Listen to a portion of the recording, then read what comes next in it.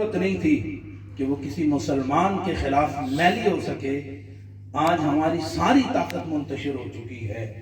آج ہماری جمعیت جو ہے وہ منتشر ہو چکی ہے، اور اس کے نتیجے میں ہم کمزور ہو چکے ہیں۔ انہیں پتہ ہے کہ اگر پسٹل مختلف حصوں میں تقسیم ہو جائے، اگرچہ وہ پسٹل کا حصہ ہیں لیکن جدا جدا جدا جدا ہوں،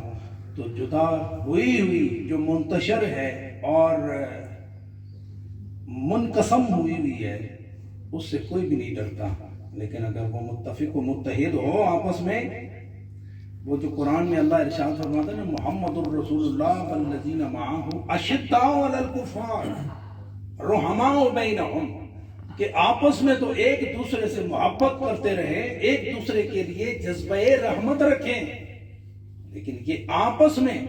اس نفرت کو رکھے ہوئے ہیں جو کفار کے ساتھ رکھنی چاہیے تھی۔ انہوں نے وہ نفرت اپنوں کے ساتھ رکھ کے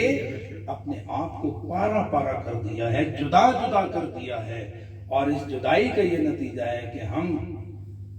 خوار بھی ہیں، رسوا بھی ہیں، پسپا بھی ہیں۔ میں پچھلے دنوں